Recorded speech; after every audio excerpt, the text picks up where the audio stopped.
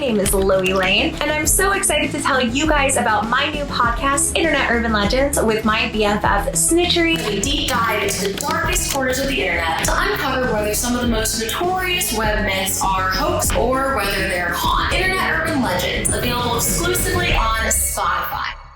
Hello, my loves. Welcome back to my channel, or welcome to my channel if you are new here. Hi, hello, my name is Loey. Before we get started and talk all about the Walten Files, I want to say a quick thank you to our sponsor. Today's video is sponsored by Peacock TV, and I'm so excited to talk a little bit about their new show, Dr. Death. First and foremost, I feel like a lot of you have probably already heard about this show because it looks absolutely incredible. The trailer had me blown away within the first 30 seconds. Dr. Death is based off of the real life story of Christopher Duntsch. If you didn't know, the medical history of Dr. Christopher Duntsch is the scariest thing you've ever heard of in your life. Under his care, 2 patients ended up passing away after he performed surgeries on them, and over 30 more ended up struggling with serious complications for their health. The show does an incredible job of not sugarcoating the monster that Christopher Duntsch really was, and showcasing how slick he was as an individual.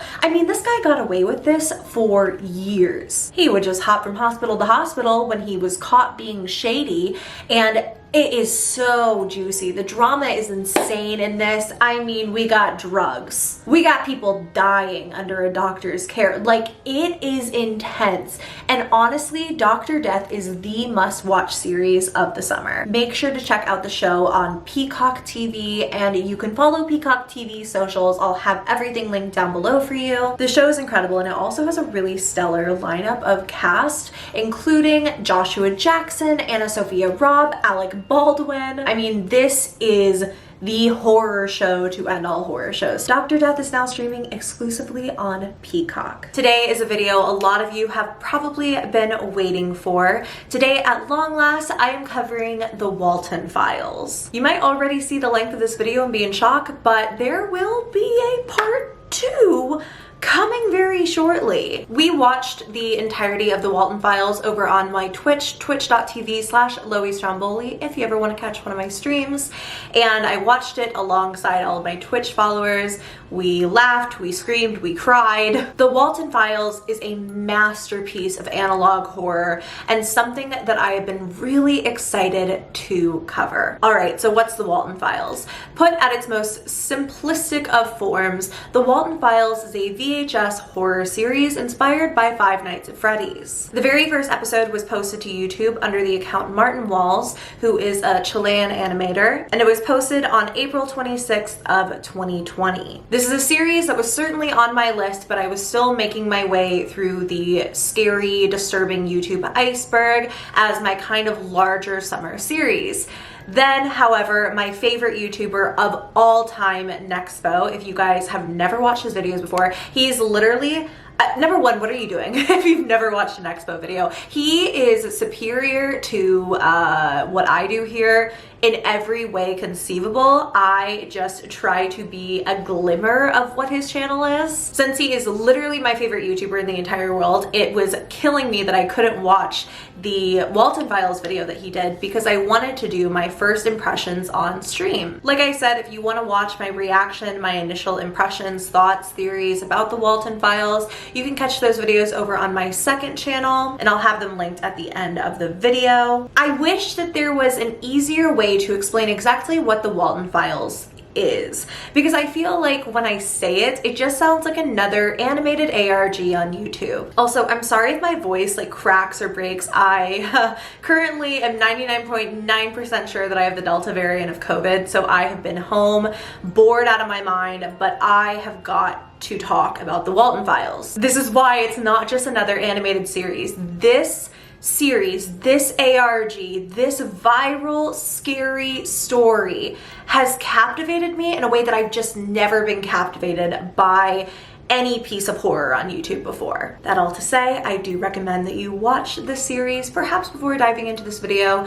It is an experience unlike any that I could give you here, but if you do want to press on, or if you're familiar with the Walten Files, let's go through the first 3 episodes. Well, actually in this video we're only talking about tapes 1 and 2 because tape 3 on its own is about an hour in length time. So like I said, the Walten Files consist of 3 major tapes. There are also unlisted videos that tie in heavily to the story's lore. They can be found using clues from the videos, using links that were, left in, or you can see them simply by clicking the Walten Files playlist on the Martin Walls channel. Tape 1. The Company Introductory Tape. This description box reads, Tape 1.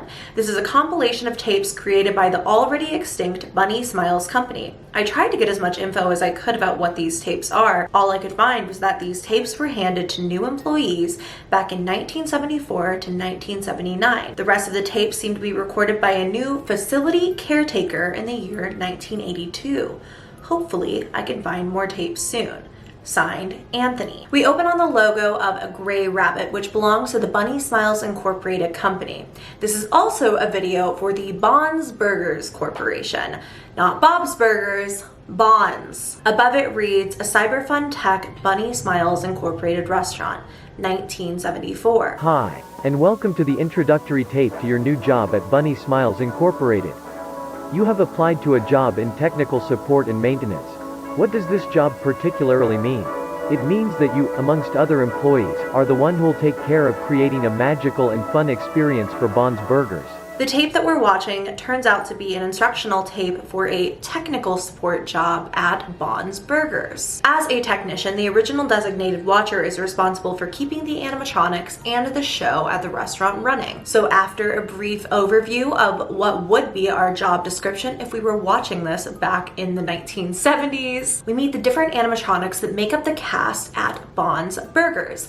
Like I said, this is kind of like a Five Nights at Freddy's inspired series, so you could kind of think of Bonds Burgers as something like Chuck E. Cheese that we have now. A restaurant, a place for children's parties, an arcade, complete with entertainment straight from these animatronics that we meet in the following clip. These animatronics are as follows. Boozoo, a mustached, human-looking circus ringleader in a fancy suit.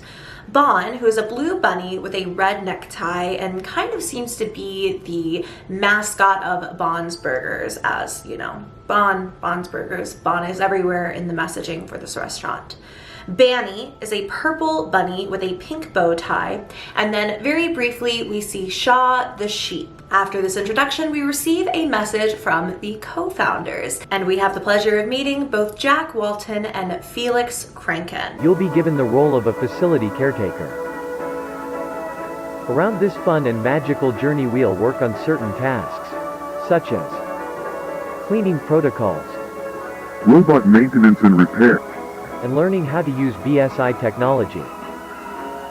But first, here's a message from Jack Walten and Felix Kranken, our beloved founder. Which reads, in BSI, the most important thing to us isn't the money or the rating. The most important thing to us is that you have a wonderful experience while working with us. That being said, with the Bonds Burgers restaurant getting opened in a few weeks, we're looking forward to achieving this dream with you. So you heard it straight from them. They hope we have a good time working for this company, and you might feel yourself relaxing a bit, thinking maybe there's nothing strange to this tape at all, when it happens. The very first out of many glitches. Bon, the blue rabbit, appears against a screen for a split second before we see a somewhat startling message on the following screen. The BSI storage facility, also known as K9, is a company project to storage all valuable items from the closed for good Bonds Burgers restaurant.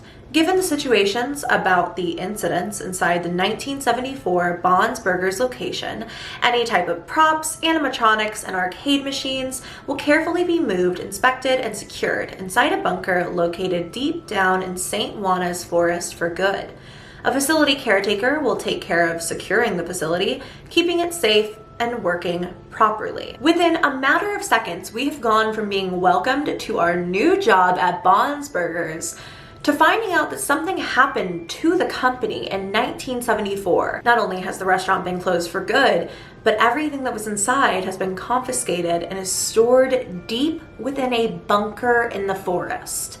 So What happened and what gives? Well, a clip that follows next might hold just a few of those answers. We see the Bunny Smiles gray rabbit mascot, and what follows is glitched and deep audio that's impossible to understand.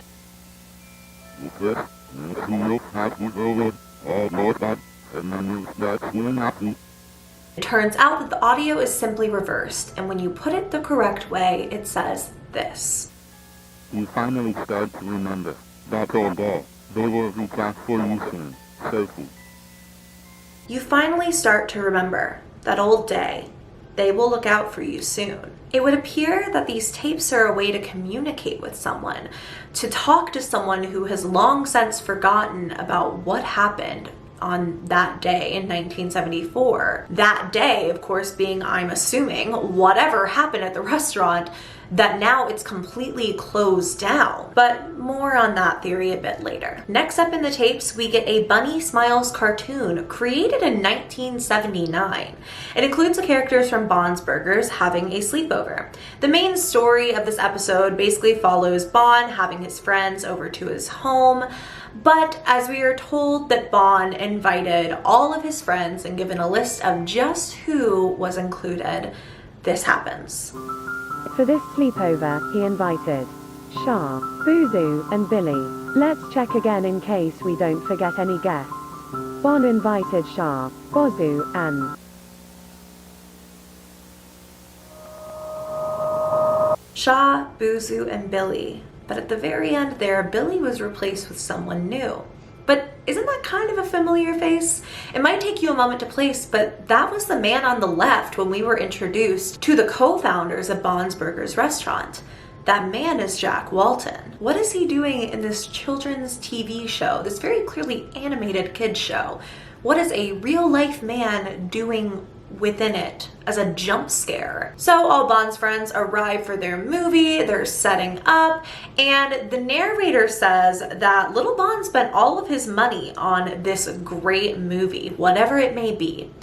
But then they close in to the cover of it, and it is a home video with Jack Walten's distorted face on the front once again. The audio goes muffled. When the movie is finally played on the TV, we see the phrase, "Let me out of here." But this doesn't seem to startle our animated friends, who, after their movie, all settle in for their sleepover.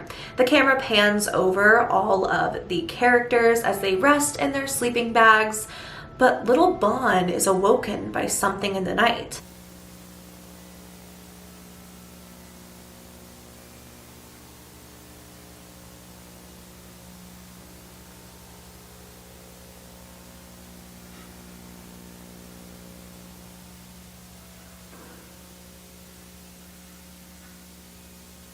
We're shown through closed captions here that there are weird noises coming from the kitchen.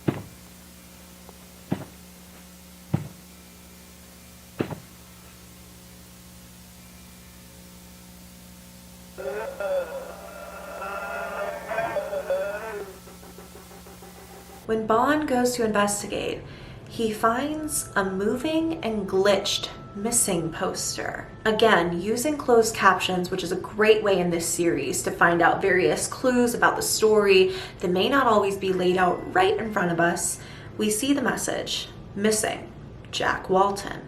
Last seen June 11th, 1974. 1974 was the very year that the incident occurred at the Bond's Burgers location.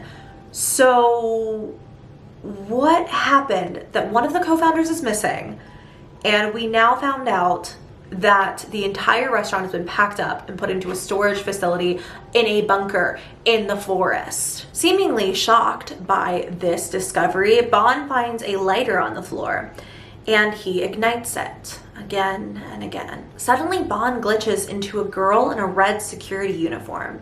The hat reads Sophie, and we can see a terrifying version of the real Bond animatronic behind her. Before we even have time to process this, we transition into the next clip. Who is Sophie, and why would the cartoon end in such a disturbing way? The clip that we transition into is no longer animated. It's live action, found footage style. It's kind of jarring to see this, to see the real world suddenly on our screen after seeing nothing but animation. But it also gives us a huge clue that what's happening on screen right now is not meant to be a cartoon. It's not meant to be animated.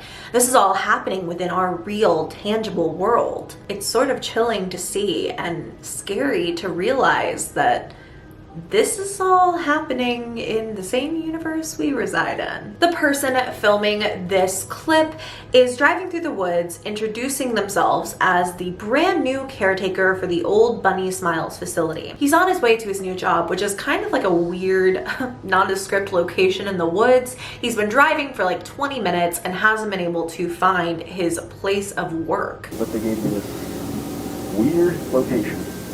They're somewhere in a forest, I think, to work at, and I've been driving for 20 minutes and I can't find the place. I made it to the location. I think this has gotta be it. Anyway, so Chris told me this place hasn't been working since about 78, 79, somewhere around then, and that was 4 years ago, I think. So chances are it's gonna smell horrendous. When he finally makes it to the location, we're told that someone named Chris told this new caretaker that this place hasn't been working since about 1978, 1979. At this point, this is about 4 years ago. We get a lot of names in the Walten Files, but they're never for no reason. So keep Chris in the back of your head because he'll be important, probably in the next episode. When the caretaker reaches the very inner depths of the building, he coughs, saying that he can't shake this putrid smell that fills his nostrils when he enters. So,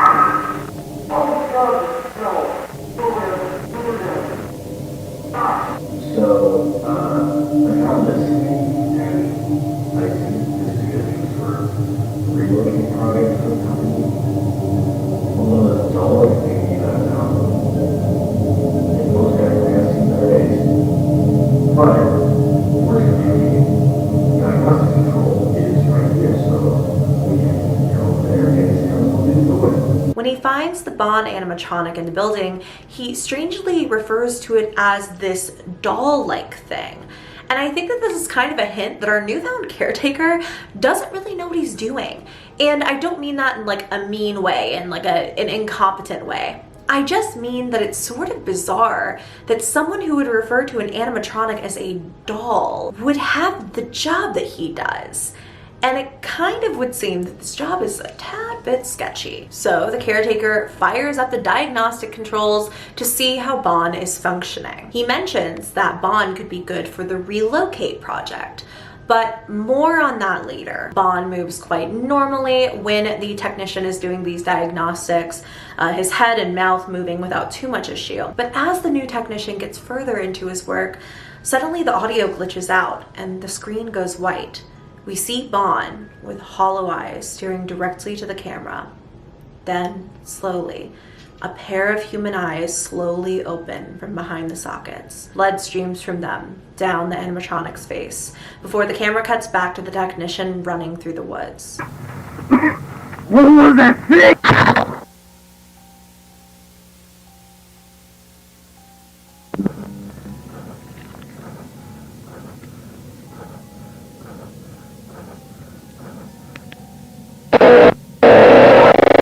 Camera cuts again, and then we are faced with a red, bloodied version of Bond in the woods before it glitches out. What follows is a brief animation of a mask being morphed into different face shapes for whatever reason, but then we see it. Someone in what looks like a purple security uniform, their face mangled and disformed. "I can't feel anything," the person says. "He thought I was her." Then we see a brief clip of a Bunny Smiles Incorporated work tag. "Hello, my name is Brian Stells, and I work as the facility caretaker," it reads. That black and white image looks eerily similar to the mangled face that we just saw. So it would seem that while we already know the fate of this new technician, at least we can give him a name, Brian. And this is where our first tape comes to a close, with the death of Brian Stells, who literally on his first day at the job got murdered by an animatronic living in a bunker in the middle of the forest. So you probably can already see why I am so invested in this story. Annie is scratching her ear outside the door, and it makes like knocking sounds. This might be where the first tape ends, but moving right along to tape number 2. This one is titled Relocate Project, and the description box reads, "This is another compilation of tapes from Bunny Smiles Incorporated. I was able of contacting people via forums and threads that have some information of the company. These tapes revolve around some relocation project that was being executed during the late 1970s, 1978. A BSI employee mentioned that these tapes were really private and only a few people had a copy of them. Once the company vanished during the early 80s, 1983. All tapes regarding the project were banned and destroyed. These are super rare and I'm really lucky to have them. As to me, I'm doing fine, just staying at home and hoping that COVID doesn't screw me over. Take care. Anthony." Now, I meant to say this when going over the first video, but I think that our poster, Anthony, is not someone who was trapped in 1970 yada yada with everyone else. This is our current connection to this story. Anthony is talking about COVID in his post, meaning that he is of our modern day and era. It's fascinating to think about because it leaves a lot of time in between what we've seen so far and the present. That is a lot of years to unearth, especially if something somewhat strange happened. In the closed captions of this first clip, we are told that the first tape of the Walten Files 2 was created in July of 1978. As the tape begins, we are told that it will change the future of the company. Hello, BSI members and employees, and welcome to the tape that will change the future of the Bond's Burgers brand and the Bunny Smiles company for the better. That's right, after 4 long years of legal paperwork, we finally decided to use our backup plan, which we created after the tragic closure of Bond's Burgers back on July 20th, 1974. Ladies and gentlemen, we now present to you the Relocate Project. But before we go into details, we want to greet all the new Bunny Smiles employees. After 4 long years of legal paperwork, they are defaulting to the backup plan. But take a careful look here at this box of paperwork. The first file reads Bond's Burgers and has Jack Walton's name on the file. The second, Storage K9, is what follows whatever strange incidents happened within the restaurant, and we already knew that from the first video, but that's titled Felix Kranken. Then following is the Relocate Project, also titled by Felix. It seems that the messaging that we received about Jack Walton being missing was true. He hasn't been present within the company for a very, very long time. There's also like a sticker on this box that's ever so slightly off screen. We can barely make out the tops of the letters. And I'm gonna give you what I personally think it could say. Again, just my guess. I think we can very clearly see that the first word is Jax, like Jax with an apostrophe S. And my theory is that it says Jack's still here. But even as I say that, how could that be? He's nowhere to be found on the new company project, and we haven't heard from him in God knows how long. So after the tragic closure of Bond's Burgers on July 20th of 1974, we are presented with the Relocate Project. Remember that Brian, before he was murdered by Bond in the woods, was talking about a relocate project while he was inside of the canine storage facility. Luckily for us, this tape has all the juicy details of just what happened after the closure of Bond's Burgers in '74. But before we go into details, we want to greet all the new Bunny Smiles employees. With the company greeting out of the way, Let's start analyzing the Relocate Project by checking what has happened ever since the closure of Bond's 4 years ago. As many of you might have known from previous tapes, our beloved entertainers were safely secured in St. Juana's storage facility some months after the restaurant's closure. As a storage van drives off with them, we can briefly see a familiar face driving back the other way.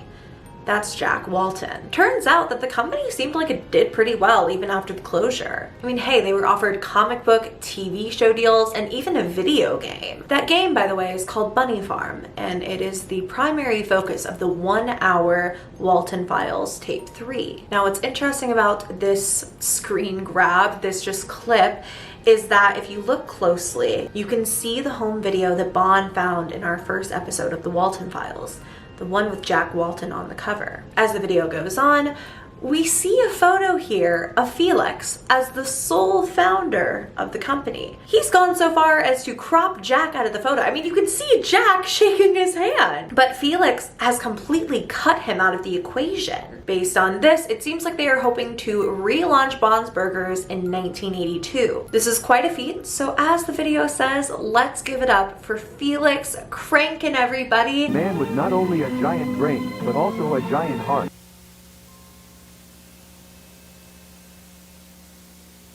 Jack Walton immediately appears on the screen after this phrase is said. A wide and disturbing smile spread across his face. When he fades away, we can just barely make out the visual of his face in the background. Jack is still here, much like I thought I read on that box of files. And if I were to take any guesses, I don't think he's too happy about everything that happened. Tape number 2 was created in August of 1978 and it details the reprogramming phase of all of the animatronics. We get a glimpse into the reworking of these animatronics, specifically with their facial expressions. The video seems innocent enough, just showcasing the workings of Banny's facial expressions. It isn't until we are viewing the expression "looking for friends" that things turn sinister. The music becomes unbearably loud as Banny scans the room for customers, and I found myself, even watching this video, holding my breath and praying that Banny didn't look my direction at the viewer. But she spots someone off to the right instead, then displaying her surprised emotion. Suddenly, Banny's face fades into a humanoid, disturbing face overlaying her animatronic mask. This person seems to be mimicking Banny's movements as though they are controlling them. This happens again as Banny looks off to the left, and then finally Banny sets her sights on the viewer. A disturbing image of that human-like face plays. It cuts quickly to overhead footage of Banny running from room to room. The mighty rabbit tries to find a way out of the cage, but it's unsuccessful. The rabbit keeps trying to find a way out, or at least catch the owner's attention. The mighty rabbit must get out. The mighty rabbit needs to get out. The mighty rabbit needs to get out. The mighty rabbit needs to get out. The mighty rabbit needs to get out.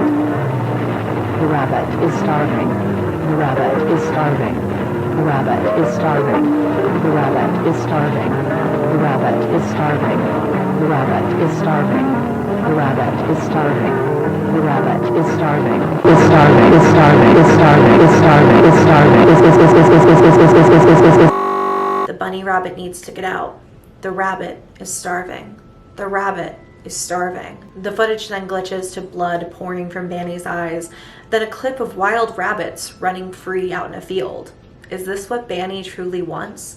To be free, unchained from the confines of her cage? Why would an animatronic have such coherent, human-like thoughts? Why would an animatronic be alive? Or even better yet, know how to want freedom? We get a close-up of Banny's face with glitched audio, then a visual of her in a cage. It's then that we see a new missing poster, one for Susan Woodings, missing since 1974.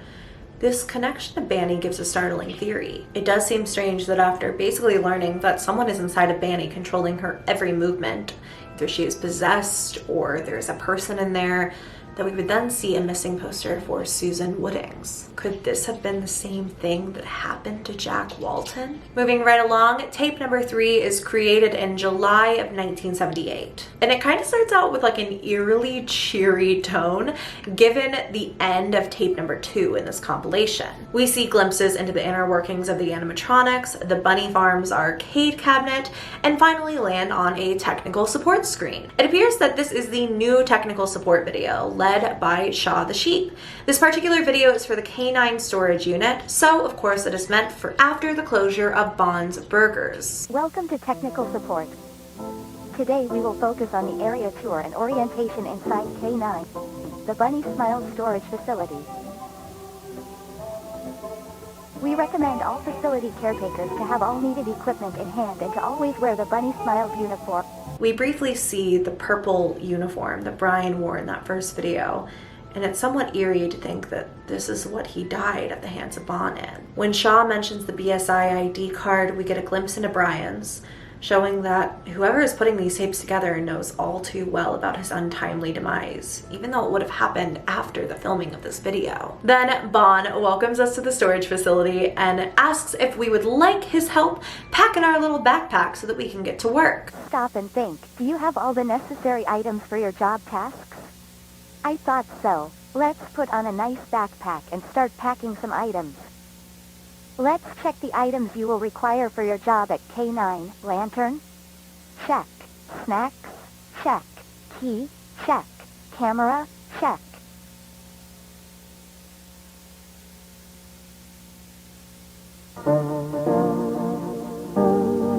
When showing us the camera, Bon quickly turns to face the viewer, and Jack Walton slowly rises from within the backpack. But we're all packed up, so I guess there's nothing left to do but head inside, right? Wow, it's pretty dark here. You should turn on the light. Turn on the light. Turn on the light. Turn on the... It's important to keep track of which rooms you enter. This place can be really tricky and you could get lost very easily. Shaw tells us over and over again to turn on the light. And when we finally do, we are inside of the dilapidated K9 storage facility. Shaw begins to take us on a tour of this facility, explaining which rooms are used for what, particularly with storage cabinets. Go on ahead, Shaw. What are these cabinets used for? Cleaning supplies? Arcade games? Alright, this is the main hall of the place. In front of you, you will find 3 doors. These are storage areas. The first door is used to save any kind of cleaning items and supplies. The second door is used to save any kind of prizes and merch that was available in a Bon's Burgers restaurant. The third door is used to hide... So that third one is used for what now? To hide the what? What was the second word she was gonna say? The bodies? However, Shaw moves right along with our tour, ever the professional, and she enters a room with a stage featuring her face. We receive more reversed audio here that, when played the correct way, says the following. Rosemary would go to the restaurant every night hoping that his beloved husband would reappear after being missing for weeks, but no response until one day she heard a voice saying, "I know where she is, Rosie," coming from the backstage. Rosemary would go to the restaurant every night, hoping that her beloved husband would reappear after being missing for weeks. But no response until one day she heard a voice saying, "I know where he is, Rosie," coming from the backstage. Rosemary would appear to be looking for Jack, who went missing in June of 1974, meaning that she's Rosemary Walton, the wife of Jack Walton. Someone tells her, "I know where he is, Rosie," before leading her backstage. Rosie is an awfully familiar name to call someone. I mean, that's not just a nickname you call a stranger. So it would seem that this is someone that she knew and someone she felt comfortable following to the backstage of the restaurant. Could that someone be Felix Krenken? After all, Felix has seemed more than happy to take all of the credit for both Bunny Smiles Incorporated and Bon's Burgers since Jack's disappearance. So where's Rosemary now? What happened to her? That's all the clue we get into Rosemary Walton for now, and Shaw continues with our tour of the facility. Welcome to the basement. Right now, you are in the main storage area. As you can see, this is the room where we store more important items such as stages, tables, arcade machines, and birthday props. Now, please follow me to the next door. In the Bon's Burgers restaurant, remember to avoid touching or shining lights at our robots unless you are a facility technician. Now let's move on to the next room. We are welcomed into the basement here by Shaw before going into a storage room with all of the animatronics inside.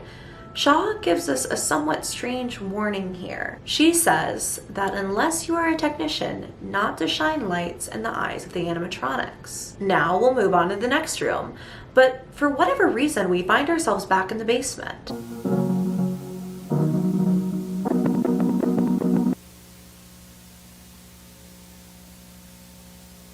How odd. I remember we visited this room already.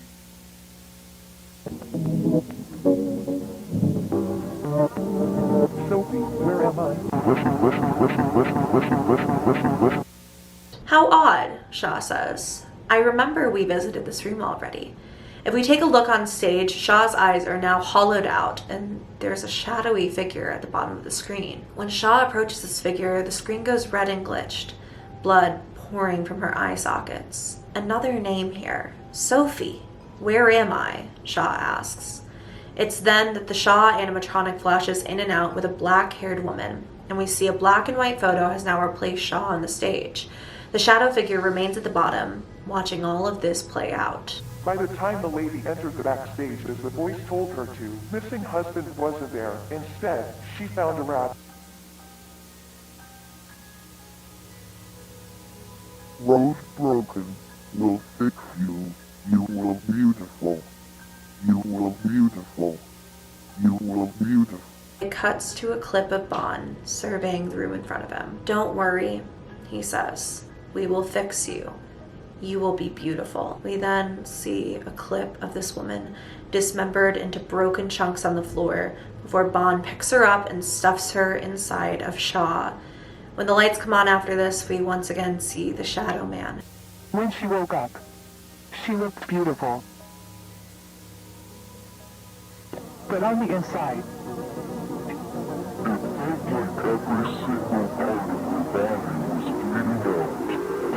Shaw is now covered in blood, glitching wildly in this part of the video. Then we get another missing poster. Rosemary Walten. Last seen in 1974. Rosemary was who was killed and shoved into the Shaw animatronic, seemingly by the Bon animatronic himself. Who could have done this to her? I obviously have my suspicions about Felix Kranken, but Rosemary also said the name of a Sophie in this episode, asking Sophie, where am I? So it could be possible that Sophie was the one who led her back there, but my money is on Felix himself, and we'll talk about that more when we get into the second video on this topic. For now, the last 7 minutes of the Walten Files 2 are dedicated to the footage recorded between July 12th and July 14th, 1978. On those days, 3 Bunny Smiles technicians volunteered to stay 3 days in the BSI storage facility for the purpose of reprogramming the animatronics in order to execute the relocate project. We are shown a photograph of them, and we're told their names. Hillary B., Ashley P., and Kevin W. Hillary, Kevin, and Ashley talk a lot about Bon's Burgers in this restaurant, and maybe even explain why it was closed. The place itself was open during a short period of time, in which a fair number of cases occurred around the area. Damn. Yeah. And there were complaints from people that lived near the restaurant about the place playing music during midnight, like 2 or 3 in the morning, along with the lights on, which was weird, because back then the company didn't really worry about hiring night guards. But yeah, the place closed after people reported hearing the screams of an adult woman inside of the restaurant. Jeez. So the restaurant shut down after people heard the screams of a woman coming from inside in the middle of the night. Could that have been Rosemary Walten? What's weird about this is that the last day Bon's was open, they only let like 1 or 2 families in. And they mentioned later that the animatronics, like the entertainers, were completely absent and the curtains were closed. Well, that's odd. As it also turns out, on its final day of operation, all of the animatronics were missing. It seems that they were already relocated to the storage facility, as though somebody was hoping to keep what actually happened under wraps. You know, remove the evidence, take the bodies out of the restaurant before letting the customers in, that kind of stuff. But these 3 are not just here to talk about urban legends and ghost stories and all of this, okay? They are here for a purpose and they have a job to do. So they get to work. They seem to argue kind of lightly over how much should be done, how much should be replaced, in hopes of not only making their deadline, but also making the animatronics the best they could be. Ashley does make a somewhat curious note here about the animatronics and how she believes that some of the damage was done after they were moved. After all, Bon has a huge hole in his chest that she believes was put there in order to get to his endoskeleton. If only she knew the truth. As they lay down to sleep that night within the facility, Ashley brings up the tiny key that was given to them by the company with seemingly no reason. Have you noticed how the company gives us this tiny key but never mentions its purpose? You just overlooked stuff. I mean, why would they give us a key with no use whatsoever? Exactly. It has to be for something interesting. Maybe, but we're running out of time. You should focus on finishing these robots by tomorrow. Right. Good night. Following this, we learned that the reprogramming phase was, for better or worse, unsuccessful. The animatronics, after all, were just a little bit too damaged to fix. But Ashley, fueled by a desire to save the project and prove her worth to the team, decides to investigate on her own to see just what that small key will unlock. Hey guys, this is Ashley. I am using the camera because I am planning to find wherever this key leads to. I'm sure whatever this key hides could save the project. I'll show this footage to you guys once you wake up. I know you guys told me not to wander around, but I genuinely think this small key could be a lifesaver. It took me a while, but I realized the key leads to this door, labeled back doors. It seems like a small area, so I'll just go take a little peek, see if I can find anything interesting, and then go back. Simple. Using the camera to document her findings, she makes her way deeper into the K9 facility. Eventually, she finds a door labeled back doors, which the key seems to unlock. It's then that she begins to dive through all of the different storage rooms, finding old, unused, and scrapped animatronics, spare heads and props. She even finds the gray rabbit hanging from the wall, but it's in that last door that she finds something particularly strange. This is the last door. I've never seen this clown thing before. It's really, there's absolutely no way I'm getting close to that thing. I'll probably wait till you guys see this video and come down here with me so we can take a close. I found this. I'm pretty sure that clown thing had a cassette player installed. So I guess I'll have to be brave and try and see what this whole thing is. I don't really know why this dude has a cassette player thing installed. But my guess is that it's used for birthday parties, like, play a customized tape or something? I don't know. But we're about to find out. A clown animatronic with a space on its stomach to insert a cassette tape. Ashley figures that this clown is used for birthday parties, and her suspicion is confirmed when she plays the tape, and out of the clown's mouth comes cheery birthday music. That happy tune does not last nearly long enough, as soon the music glitches out, and after a series of beeps, the clown begins to state several names. Jack, Susan, Charles, Rosemary, Sophie. Jack, Susan, Charles, Rosemary, Sophie. But after Sophie's name, a beep plays as though her name is incorrect. All of the others had this beep of confirmation, like a yes, they've been checked off. But Sophie's is a no. Before we can figure out why those names were said or why they were on this cassette tape, Bon appears in front of Ashley.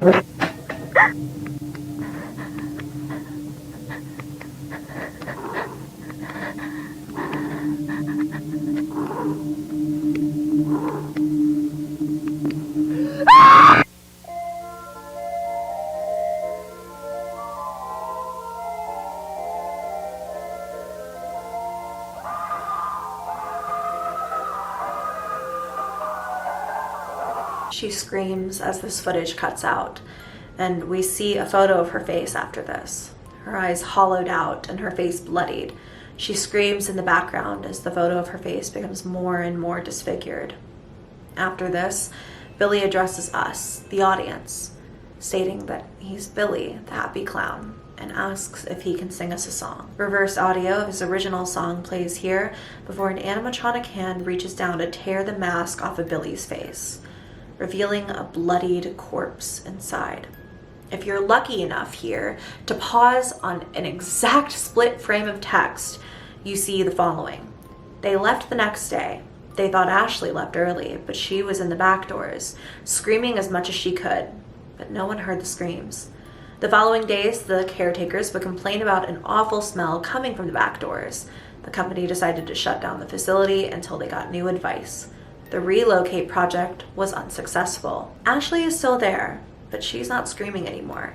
She saw something she wasn't supposed to see, and now she's beautiful. She's beautiful. Ashley was shoved into the Billy the Clown animatronic, making that yet another person that is now a prisoner inside of these robots. Directly after this, we actually see a split second of a frame with a code. It is basically the end to a YouTube link. I won't hold the suspense over your head. And this will take us to a video, but first let's talk about the end of the Walten Files 2. At the very end of the video, after the credit rolls, we can hear a disembodied voice saying the following. Shadow Man feeds me when lights go off. Shadow Man feeds me when lights go out. Followed by a quick clip of the Bunny Farms video game. As I said, this is the primary focus of the Walten Files episode 3, which once again we'll be talking about in my next video on this topic. But for now, let's talk about that YouTube link that I mentioned before. It turns out that at the very beginning, the intro of the Walten Files 2, there was the beginning of the YouTube link, and at the very end was the ending. When we place these together, we are taken to a video called Lucky You. Lucky You opens up with the Bond's Burgers logo. Come join the party, it reads, before flashing to various photos throughout the company's history. We see the restaurant on opening day, the first birthday party, featuring real children, by the way. The photo really creeped me out because once again, it's all happening in our world, not just cartoons. Not great. And also the last show before closure. Thank you for the smiles, the screen reads. And it's then that we realize that this restaurant was only open weeks before being shut down and everything being moved to the relocate facility, June 11th, 1974.